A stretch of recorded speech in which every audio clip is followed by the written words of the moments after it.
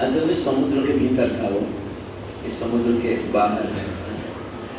तो भगवान श्री कृष्ण द्वारका आए और वहाँ पर 100 साल थे।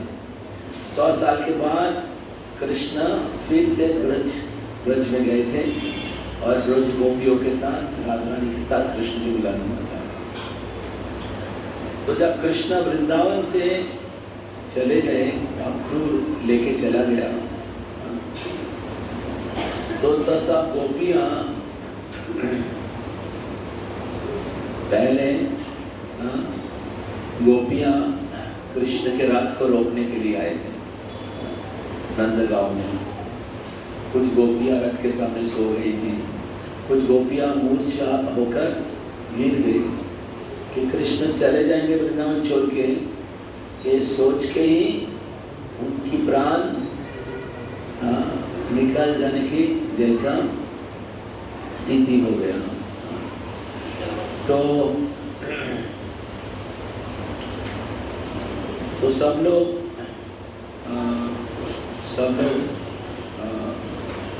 सोच नहीं पा रहे थे कैसे कृष्ण के बिना, कृष्ण की दर्शन के बिना वो लोग अपने जीवन धारण कर पाएंगे। कृष्ण सुबह जाते थे, अटति जल भवन अम्र काननान चुटी जुगायते श्रीमुखाम चते। तो कृष्ण जब चले जाते थे सुबह गोचारण करने के लिए, तो उसके बाद गोपियों के कृष्ण के श्रीमुखाम चते, श्री मुखारविंद का दर्शन नहीं हो पाता था। और इस प्रकार कृष्ण वृंदावन में हैं, सुबह चले जाते थे गोचारण करने के लिए और शाम तक आते थे। इसमें गोपियों का एक एक क्षण एक जुग के जैसा प्रतीत होता था। त्रुटि जुगायते श्रीमुखाम चलते, जुगायते महाप्रभु उनके शिक्षास्त्र में बताते हैं, क्या बताते हैं? जुगायिताम निमेषेण चक्षुषा प्रापिशायिताम सुन्नायिताम जगत सर्वं गोविंद विरहेण मे। जुगायिताम निमेषेण, एक निमेष जुग के जैसे प्रतीत हो रहा है कृष्णा। ऐसा दिन कब होगा कि आपके आदर्शन में एक क्षण, एक निमेष, एक जुग के जैसा प्रतीत होगा। चक्षुषा प्रापिशा शून्यायितम जगत सर्वम, आपके आदर्शन में पूरे जगत शून्य के जैसा। ये होता है जब किसी के प्रति बहुत स्ट्रॉन्ग डीप अटैचमेंट होता है, प्रेम होता है। उस प्रेम में अगर प्रेमिक या कोई भी व्यक्ति जिनको हम प्रेम करते हैं उनका अनुपस्थिति होता है, तब शून्य प्राय लगता है, वैकेंट। तो इस प्रकार महाप्रभु ही शिक्षा दे रहे राधा रानी के भाव। यदि गौर ना होइतो तबे की होइतो केमने धरिताम दे, राधार महिमा प्रेम रससीमा जगते जाना तो के। अगर महाप्रभु नहीं होता तो राधा रानी के भाव, गोपियों के भाव कौन सबको बोलता। मधुर वृंदा विपिन माधुरी प्रवेश चातुरी सार।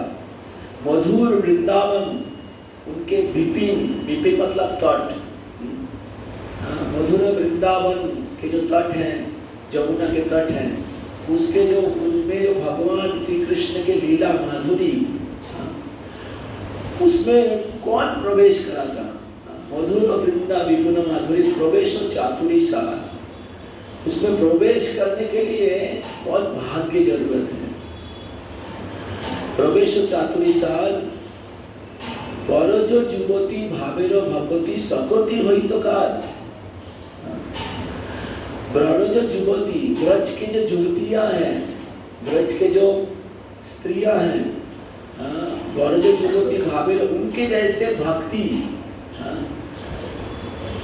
प्राप्त करने की या समझने की शक्ति किनका होता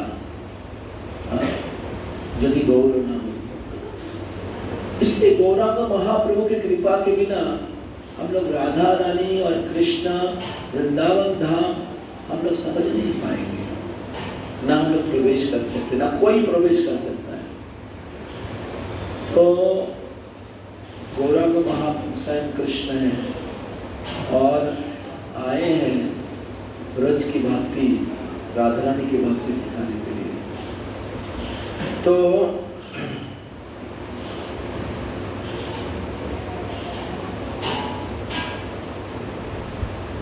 कृष्णा विराजमान है वृंदावन में, गोचरण करने के लिए चले गए। उसमें गोपियों को एक क्षण जुग के जैसा प्रतीत हो रहा था और वो सोचती थी कृष्ण कब आएंगे और उनका दर्शन होगा। इस प्रकार गोपियां हर क्षण कृष्ण की चिंतन करती थी। शिलाधिका माधवयर माधुर्यलीला गुणरूपनाम्ना प्रतीक्षण स्वादनललुपस्थ वन्दे गुरुश्री चरणारविन्दम। प्रतीक्षण ऑल टाइम, प्रतीक्षण स्वादनललुपस्थ, हर क्षण राधा कृष्ण की गुण लीला का चिंतन करते हैं श्री गुरु। हम लोग तो जप करने के समय भी कृष्ण को भूल जाते हैं। जप करने के समय भी आज याद आता है कि आज का प्रसाद में मेनू क्या है, ऑफिस में क्या क्या काम है। तो कृष्ण का नाम जप करते हुए कृष्ण को याद नहीं आता है। लेकिन गोपियां हर क्षण कृष्ण का स्मरण करती, कृष्ण को याद करती है, कृष्ण के प्रति प्रेम भाव से तन्मय रहती है। तो कृष्ण जब गोचरण करने के लिए चले जाते हैं तो गोपियां अपने घर में घर के काम करती हैं, रसोई करना, कपड़ा धोना, पति की सेवा करना, लेकिन उनके मन कृष्ण के चरणों में रहती है। उनके मन कृष्ण के चरणों में रहता है। मैं वो स्टोरी बताया था वो मंकी का, मंकी और क्रोकोडाइल, याद है आप लोग? वो मंकी जामुन गाछ के ऊपर रहता था और मंकी पानी में रहता था। बोलता था एक दिन हमारे घर में आइए, आपके लिए लंच प्रसाद फीस्ट है। तो मैं स्टोरी नहीं बताना चाहता हूँ क्योंकि बहुत लंबा हो जाएगा। तो उसमें शिक्षा है कैसे हम लोग बाहर में काम कर सकते हैं, परिवार का दायित्व क्या करते पालन कर सकते हैं, या कॉलेज यूनिवर्सिटीज में पढ़ाई कर सकते हैं, लेकिन हमारा मन कृष्ण के चरणों में होना चाहिए। कृष्ण के चरणों में मन कैसे होगा? कैसे होगा? सुबह सोए रहेंगे और हम लोग हर दिन सुबह उठकर भगवान का नाम का जप करेंगे और मंगल आरती करेंगे सुबह, और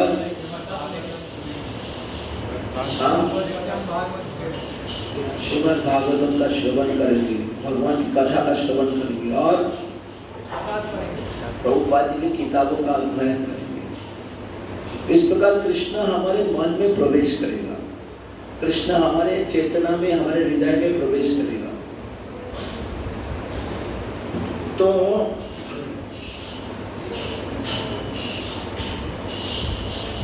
इस प्रकार गोपियां अपने घर के काम कर देती, उनके मन कृष्ण में लगा हुआ रहता है।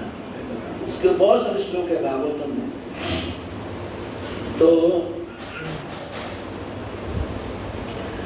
तो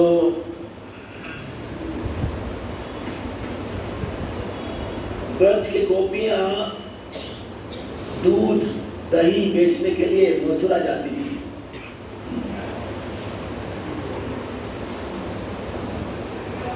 बिल्वमंगल ठाकुर उनके कृष्ण का नामृत बोल के स्तोत्रम और हट्टा जी पढ़िएगा कभी, महाप्रभु बोला है पढ़ने के लिए। बिल्वमंगल ठाकुर जो चिंतामणि के प्रति आसक्त था, लेकिन जब भक्त बन गया,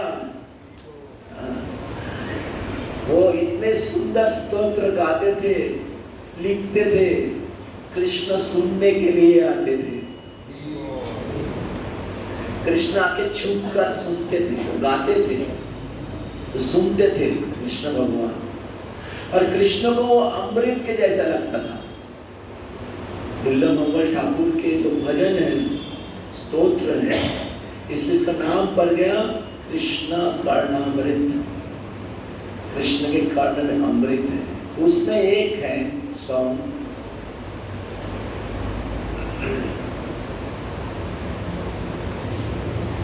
उसको ढाक के लाना चाहिए। आप लोग घर में भोग लगाते हैं, ट्रेनिंग पूरा नहीं है तो उसमें से एक श्लोक है,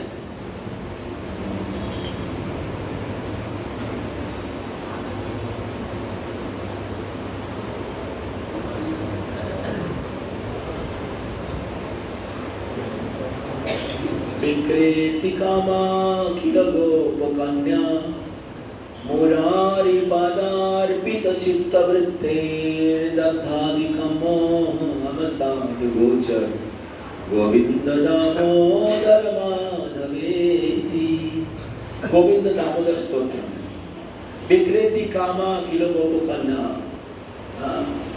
तो ब्रज के गोपियां जब बिक्री करने के लिए, क्या बिक्री करने के लिए, दूध दही दग्धादि का मोह हम साथ गोचर जाती थी सेल करने के लिए। तो अब लोग पूछते थे दही का दाम भाव कितना है, दही का भाव कितना है और दूध का भाव कितना है, माखन का भाव कितना है। तो गोपियां विक्रेति कामाखिल गोपकन्या मुरारी पादार्पित चित्तवृत्ते। तो उनको जब पूछा जाता था कि इसका ये क्या है, आप क्या बेचने के लिए आए हो, कितना भाव है, तो गोपियां कहती थी गोविंद दामोदर माधव, गोविंद ले लो, दामोदर ले लो, माधव ले लो।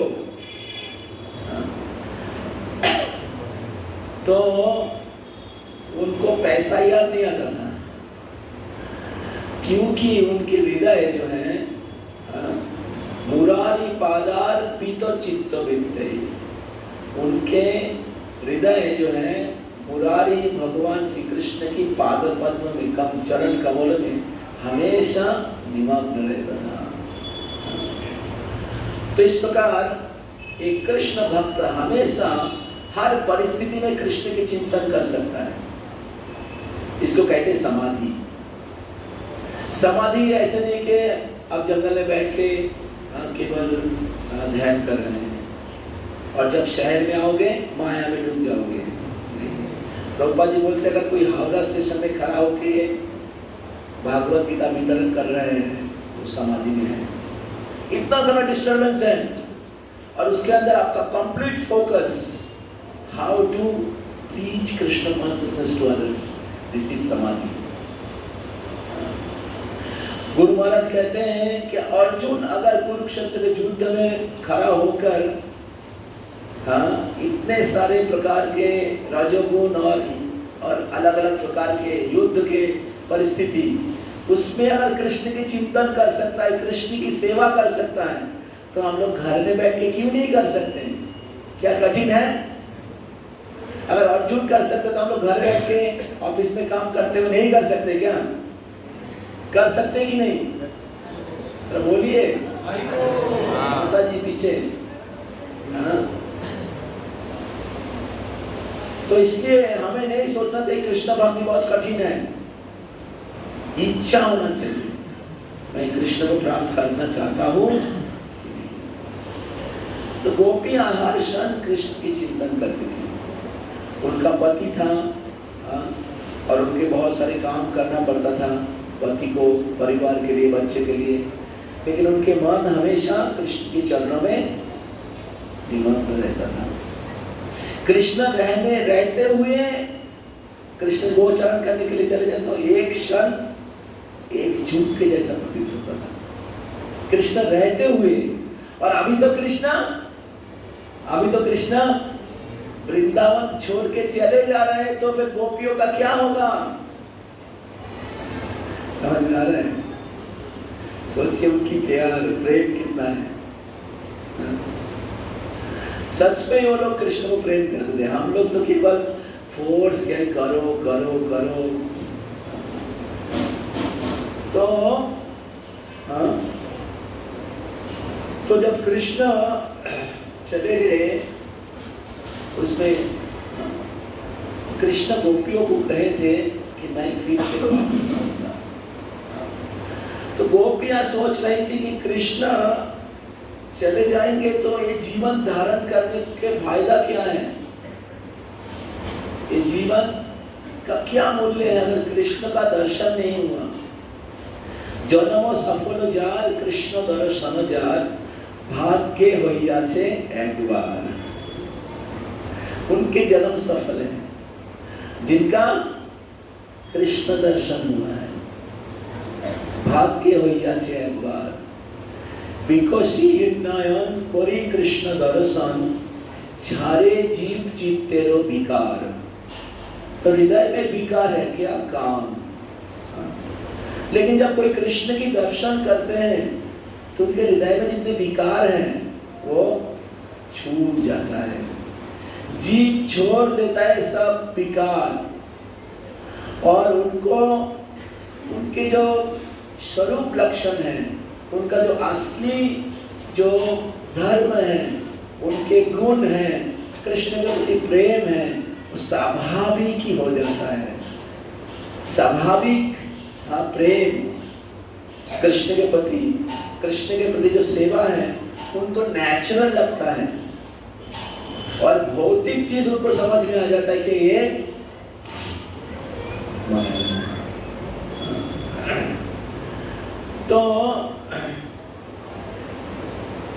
तो गोपियां सोच रही थी अभी कृष्ण चले जाएंगे, कृष्ण चले गए जीवन धारण करके फायदा क्या है। लेकिन क्योंकि कृष्ण ने वचन दिया है, कृष्ण ने कहा है कि मैं फिर से आऊंगा, इसलिए गोपियां अपना शरीर भी नहीं छोड़ पा रही थी। क्योंकि कृष्ण आएंगे और आके देखेंगे कि गोपियां उनके प्रिय भक्त लोग नहीं हैं, तो कृष्ण को बहुत दुख लगेगा। और इसलिए कृष्ण के सुख के लिए, अभी तो प्रेम करता है, प्रेम में कुछ इधर उधर हो जाता है, सुसाइड कर लेता है, सुई करके साइड हो जाता है, और ये सोचते कि प्रेम है। लेकिन गोपियां ऐसा नहीं किया था। That is not prem. Prem is Radha Krishna, प्रेम है गोपियों के कृष्ण के प्रति, दिस इज प्रेम। तो इसलिए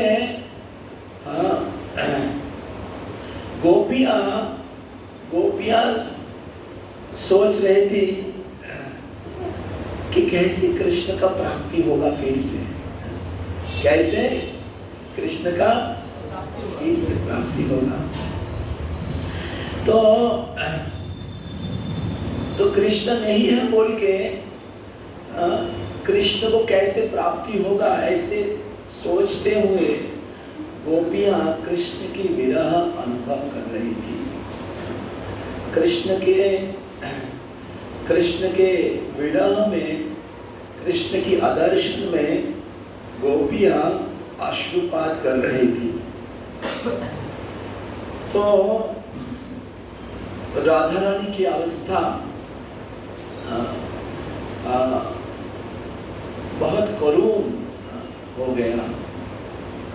तो राधा रानी कृष्ण के आदर्शन में विलाप कर रही थी, और बार बार मूर्छा जा रही थी, और राधा रानी कह रही थी कहाँ जाए कहाँ पाओ मुरली बदन, कहाँ जाऊं कहाँ पाऊं मुरली बदन। कृष्ण भगवान, कृष्ण को कहाँ मिलेगा मेरे हमें। तो इस प्रकार राधा रानी कृष्ण को ढूंढ रही थी। हमारे आचार्य लोग भी, छह गोस्वामी, वो इस प्रकार भक्ति दिखाया है, क्योंकि वो महाप्रभु के अनुयायी हैं। तो महाप्रभु के अनुयायी लोगों ने एक्चुअली दिखाया है ब्रज की भक्ति क्या है। तो उधर एक भजन है, सारे गोस्वामी अष्टकम में एक स्टैंजा है, तो उसमें हे राधे ब्रज देवी के चललिते, हे नंद सुनो कुतो, श्री गोवर्धन कल्प पाद पतले, कालिंदी वन्ने कुतो।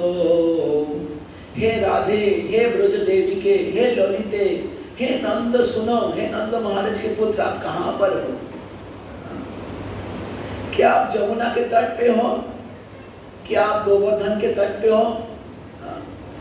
श्री गोवर्धन कल्प पाद पतले, कालिंदी वन्ने कुतो, क्या आप कालिंदी यमुना के जो वन है उसमें हो?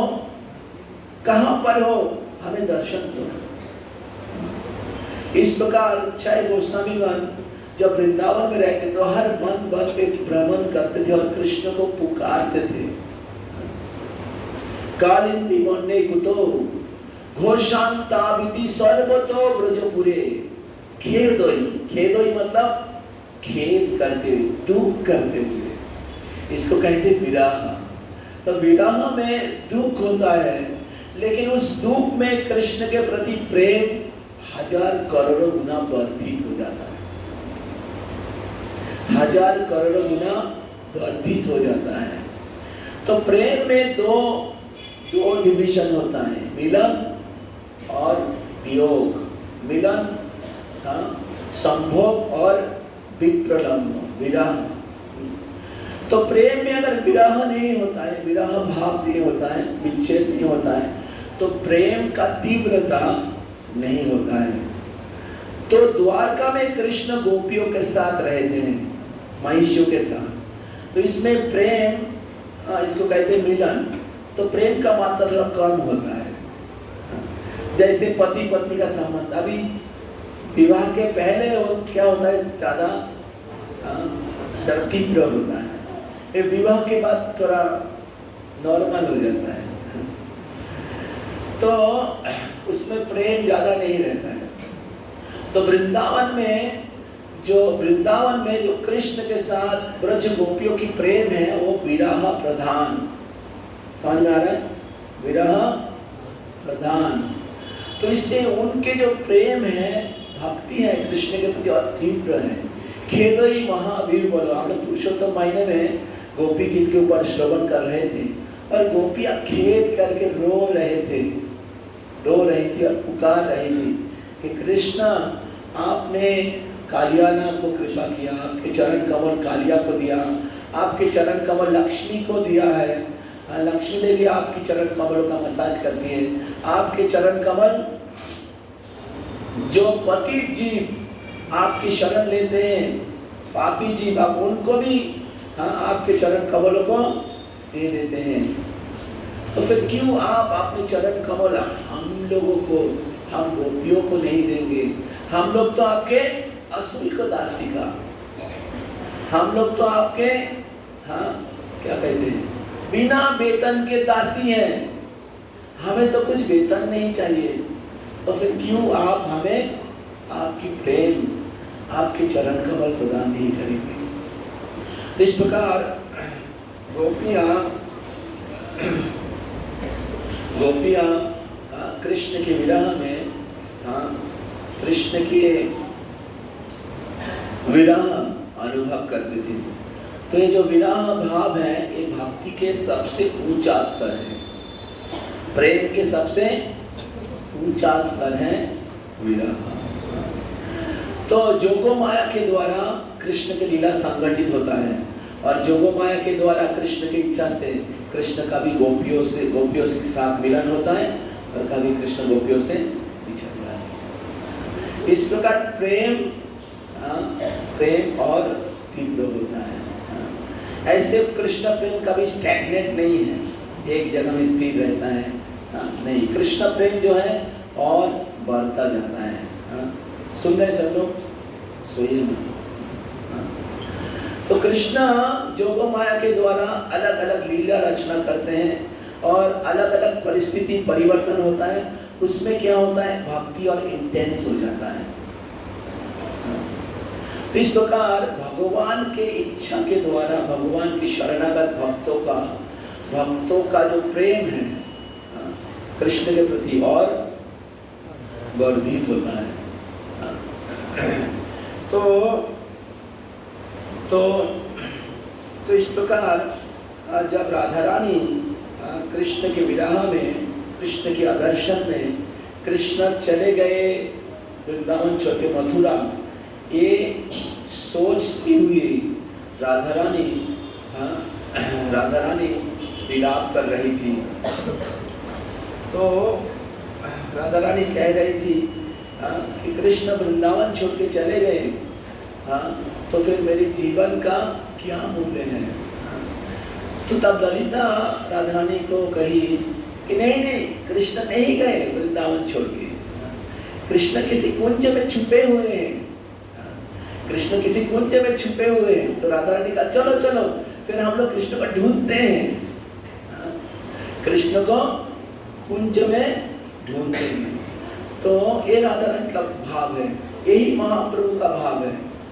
हालांकि हम लोग उसको नकल नहीं कर सकते हैं, लेकिन महाप्रभु की आराधना करेंगे, महाप्रभु जो संकीर्तन यज्ञ दिया है, महाप्रभु का शिक्षा में पालन करेंगे तो हमें राधा रानी या ब्रज गोपियों के जैसा भक्ति प्राप्त हो सकता है। एक बार चैतन्य महाप्रभु नृत्य कर रहे थे जगन्नाथपुरी में। नृत्य करते करते उनको समुद्र का दर्शन हुआ, और समुद्र का दर्शन जब हुआ उनको जमुना का स्मरण हुआ।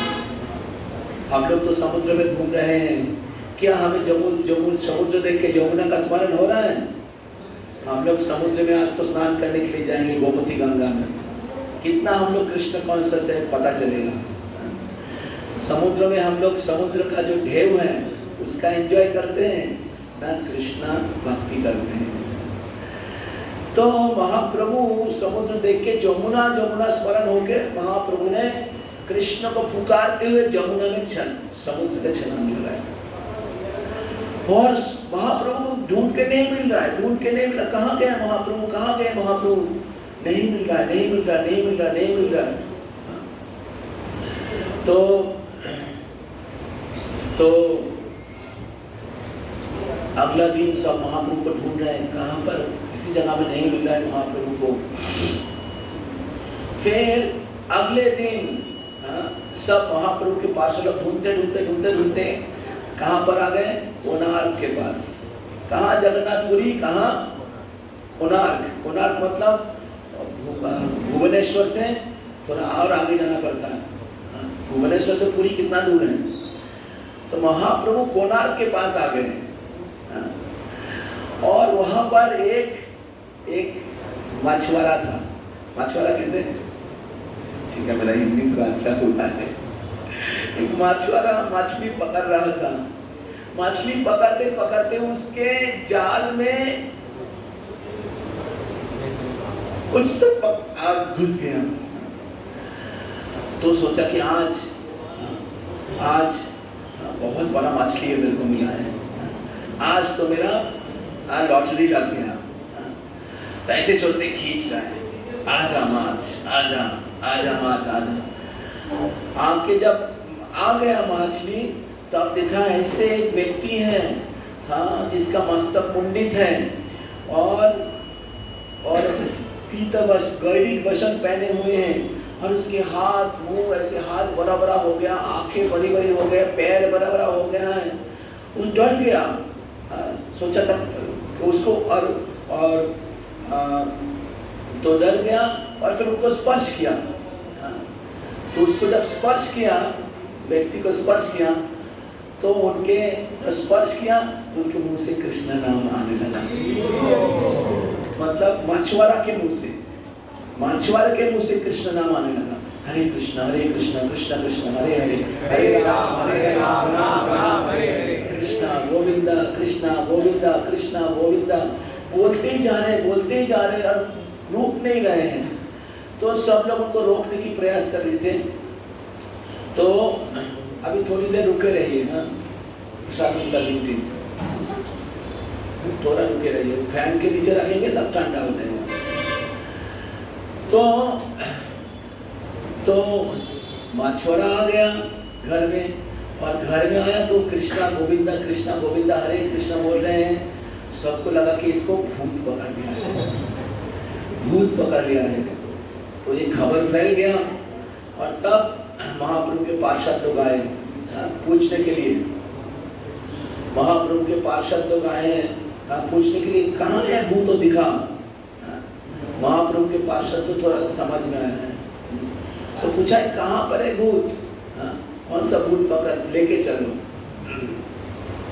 तो तब सब लोगों को लेके गए महाप्रभु के पास, जहाँ महाप्रभु मछुआरे के जाल में फंस, मतलब जाल के अंदर आ गए थे। तो महाप्रभु तभी भी अचेतन अवस्था में है।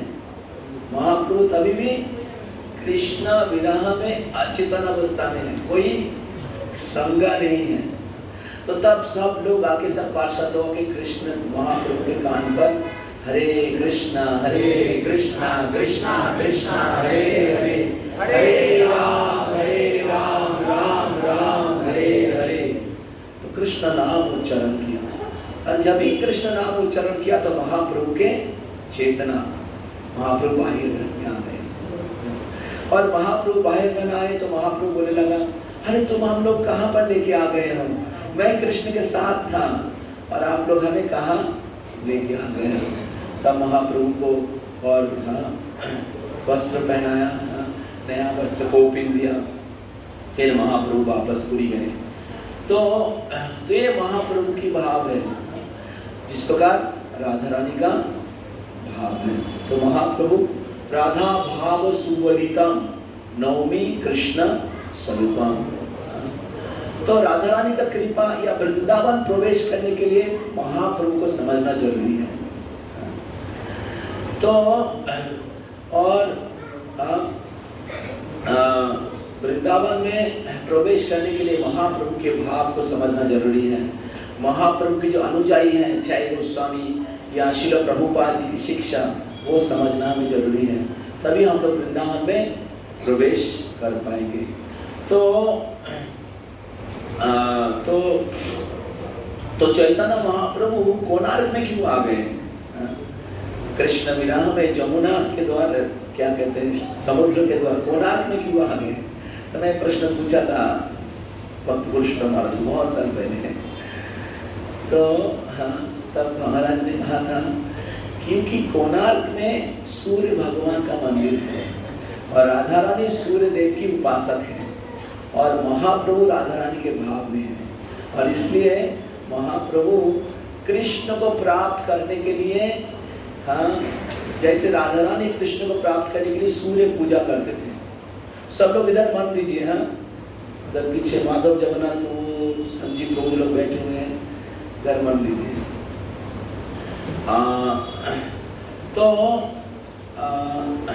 तो कृष्ण पूजा, तो राधा रानी सूर्य उपासना करते थे कृष्ण को प्राप्त करने के लिए, और महाप्रभु का भी वैसा ही भाव था, और इसलिए महाप्रभु कृष्ण के विरह में जमुना का स्मरण करते हुए कोणार्क आ गए थे। तो इस प्रकार जब राधा रानी कृष्ण को ढूंढ रहे थे, कि कहाँ जाए कहाँ पाए मुरली बदन, तो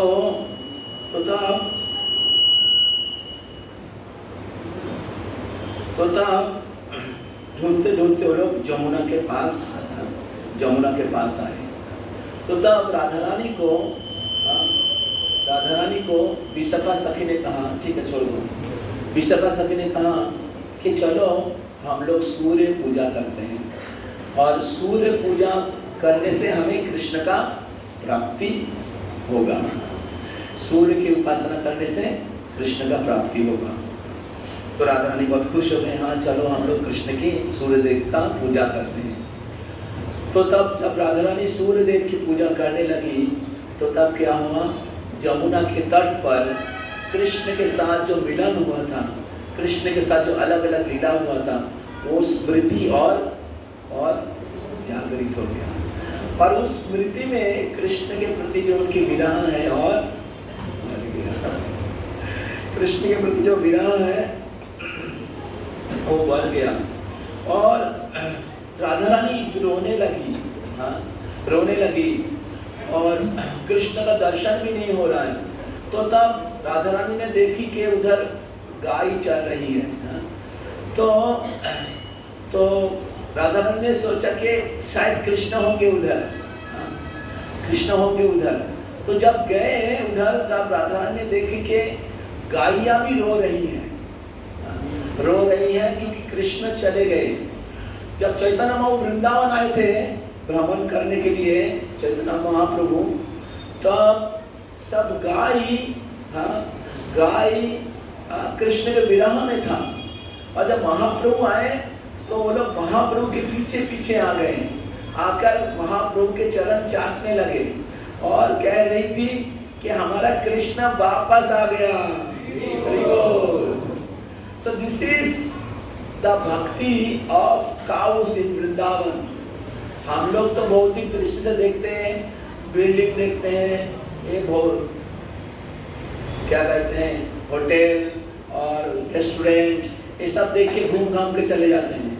ना कृष्ण की दर्शन होता है, ना कृष्ण के प्रति प्रेम का अनुभव होता है। लेकिन कृष्ण भक्ति क्या है, आप ब्रज के भक्त को देखेंगे या सुनेंगे तब समझ में आएगा। तो गायिया रो रही थी कृष्ण के विरह में, रो रो के हम्बा रब कर रही थी।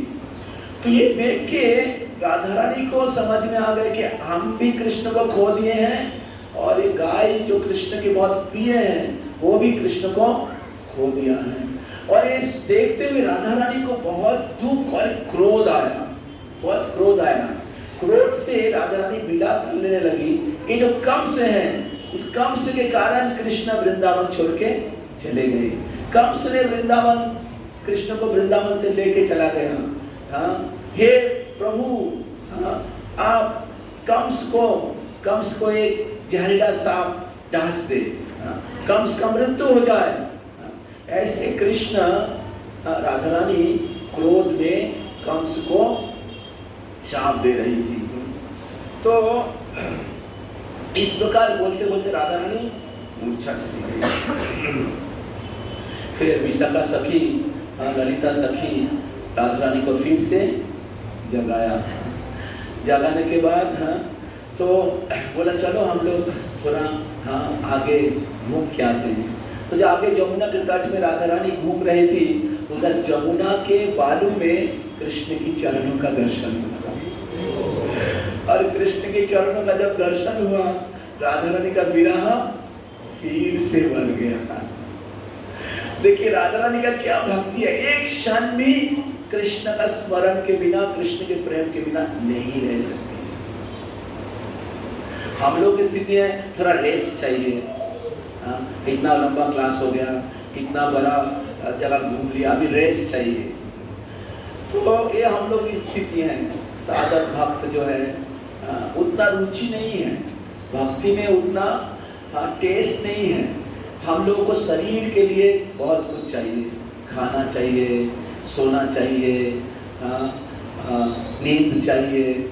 लेकिन ब्रज गोपियों के भक्ति, जो शुद्ध भक्ति की भक्ति है, निरंतर अव्यर्थ कालतम नामो गाने सदा रुचि।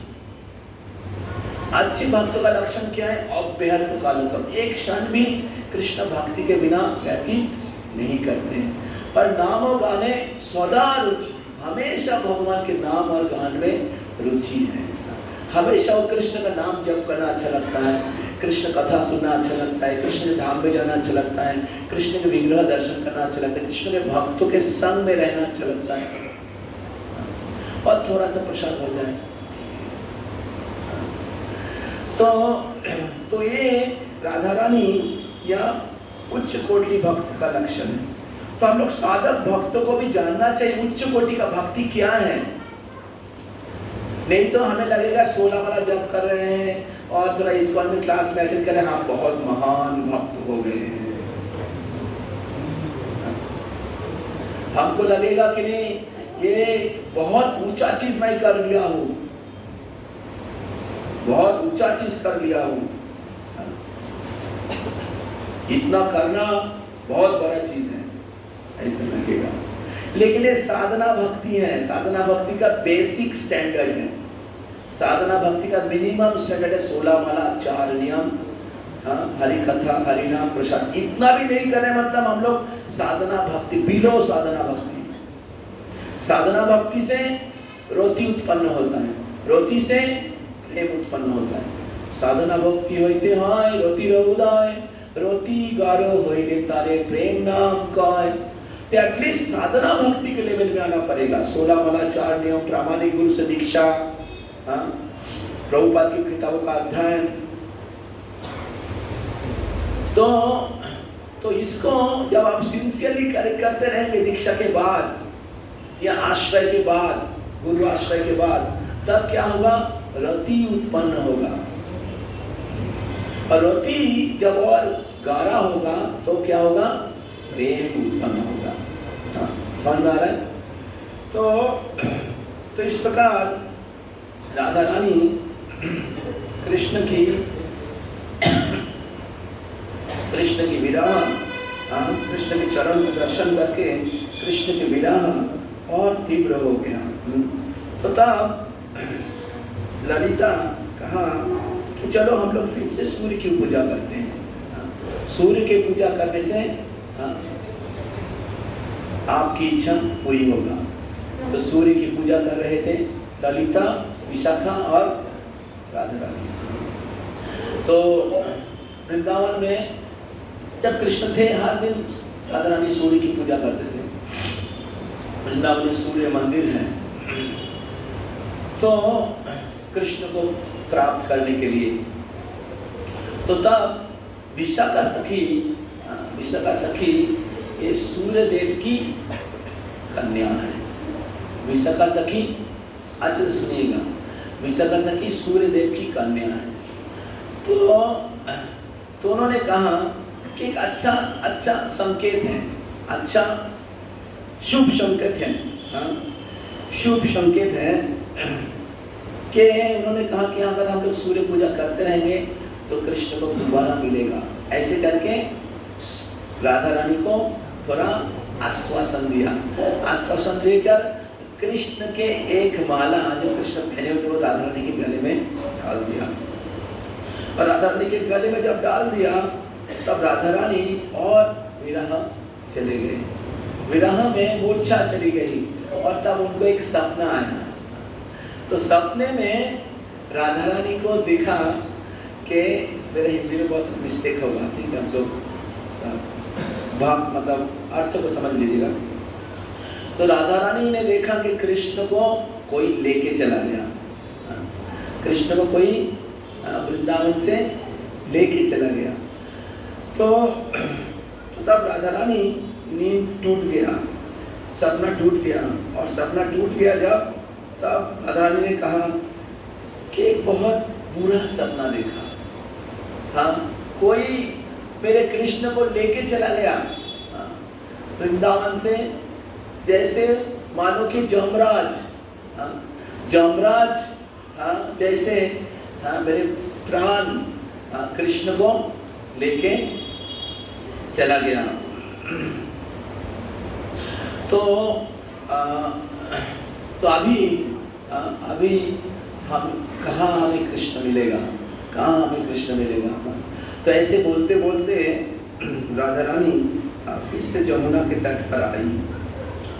और जमुना के तट पर आकर राधा रानी उधर कमल का वन था, जमुना के भीतर कमल का, और सुंदर सुंदर नील कमल खिले हुए थे। तो राधा रानी तो हमेशा हर जगह में कृष्ण का दर्शन करती हैं। तो लोग बोले कि चलो हम लोग जमुना में स्नान करके हमारे जो ताप है उसको कम करते हैं। तो इस प्रकार विशाखा और राधा रानी जमुना में स्नान करने के लिए गए। तो स्नान कर रही थी जब, तब उधर जमुना में कमल का दर्शन हुआ। कमल, तो नील कमल को दर्शन करके राधा रानी का कृष्ण का दर्शन हुआ। तो राधा रानी ने कही कि देखो देखो विशाखा, हमारे कृष्णा उधर खड़े हैं, हमारे कृष्णा नील कमल के क्या कहते हैं, नील कमल के जो बगीचा है, नील कमल का हाँ जो झाड़ है, हाँ उसमें कृष्ण खड़े हैं। तो विशाखा सती ने कहा हाँ तो फिर कृष्ण के पास जाओ, कृष्ण का आलिंगन करो। हाँ, तो तब राधा रानी कृष्ण को ढूंढते ढूंढते, कृष्ण को देखते हुए राधा रानी जमुना की ओर गहराई में प्रवेश कर गए। तो गहराई में जब प्रवेश कर गए तो उस जमुना के नील कमल के जो जमुना के भीतर जो नील कमल के जो झाड़ था, तो उसमें राधा रानी कृष्ण का दर्शन करते हुए कृष्ण को आलिंगन किए। और फिर राधा रानी जमुना के अंदर चली गई। राधा रानी जमुना के अंदर चली गई। तो लेकिन राधा रानी को कुछ पता नहीं चला, कुछ बाह्य कुछ समझ में नहीं आया कि वो जमुना में डूब जा रही है। उनको लग रहा है कि वो कृष्ण को आलिंगन किए हुए हैं। तो इस प्रकार जितना अंदर जा रही है उनको कृष्ण का और आलिंगन कर रही है। इस प्रकार कृष्ण को आलिंगन करके उनको कृष्ण के प्रति और प्रेम, हाँ, और उनके कृष्ण को प्राप्ति का अनुभव होने लगा। और इधर ललिता सखी ऊपर से देख रही है कि जमुना कृष्ण डूब जा रही है, राधा रानी डूब जा रही है। तो और विशाखा भी राधा रानी के साथ साथ जमुना के अंदर प्रवेश कर गया। प्रवेश करते करते जमुना के भीतर चला गया और ऐसा परिस्थिति हुआ कि वो शरीर छोड़ देगी, मर जाएगी राधा रानी। लेकिन उनका कोई भूक्षेप नहीं है, कोई चिंता नहीं है कि क्या होगा, क्योंकि कृष्ण को प्राप्त करने की तीव्र इच्छा है। तो तब क्या हुआ, सूर्य भगवान सूर्यदेव वो उनके दो कन्या हैं, एक है विशाखा, दूसरा है यमुना काली हुई। तो यमुना को सूर्य भगवान ने कहा कि आप क्या करो, विशाखा और राधा रानी को सूर्य लोक में लेके आ जाओ। राधा रानी क्योंकि सूर्य उपासना करती थी, केवल राधा रानी नहीं, राधा रानी के पिता क्या नाम है, वृषभानु। भानु शब्द का अर्थ क्या है, सूर्य। तो वृषभानु महाराज और उनके 5 भाई थे, सभी लोग सूर्य की उपासना करते थे और राधा रानी और सूर्य की उपासना करती थी। इसलिए सूर्य भगवान राधा रानी को बहुत प्रेम करती थी। उनकी इच्छा था कि कभी राधा रानी को अपनी कन्या के जैसे प्राप्त हो जाए। जैसे वृषभानु महाराज राधा रानी को कन्या के रूप में प्राप्त करना चाहती थी, उसी प्रकार सूर्य भगवान भी राधा रानी के भक्ति और प्रेम में इतना खुश थी कि उनको कन्या के रूप में प्राप्त करना चाहती थी। तो जब राधा रानी ऐसे पानी के नीचे चली गई, तब सूर्य भगवान ने जमुना को आदेश दिया कि आप विशाखा और राधा रानी को सूर्य लोक में लेके आ जाओ। तो जब राधा रानी जमुना के भीतर प्रवेश कर गई, तो राधा रानी के कपाल में एक मणि रहता था। उस मणि का नाम है सामंतक मणि। तो ये सामंतक मणि राधा रानी को कैसे मिला? हम लोग सुने सामंतक मणि किनके पास था? सत्यजीत को किन से मिला था? सूर्यदेव। अभी हम लोग चर्चा कर रहे हैं सामंतक मणि किनके पास है? राधा रानी के पास। तो राधा रानी को कैसे मिला ना? एक असुर था शंखचूड़। तो शंखचूड़ कृष्ण बलराम जी रासलीला कर रहे थे और उस समय शंखचूड़ रासलीला में आकर गोपियों को भड़का रहे थे, गोपियों को डरा रहे थे। तो गोपियां बहुत डर गई, सब लोग आके कृष्ण के पास आ गए।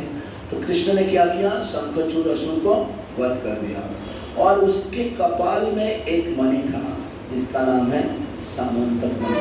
उसको निकाल लिया। निकाल के कृष्ण सोच रहे थे किनको दे, इतनी सारी गोपियाँ, इनको देंगे तो ये दुखी हो जाएगी, उनको देंगे तो वो दुखी हो जाएगी। तो कृष्ण ने क्या किया, बलराम जी को दे दिया। तो बलराम जी को जब दिया तो बलराम जी ने सोचा कि इतने सुंदर मणि ये राधा रानी को मैं देती हूँ, राधा रानी को मैं देता हूँ, क्योंकि राधा रानी बहुत श्रेष्ठ भक्त है और राधा रानी को बलराम जी बहुत प्रेम करती थी और राधा रानी बलराम जी को बहुत सम्मान करती थी।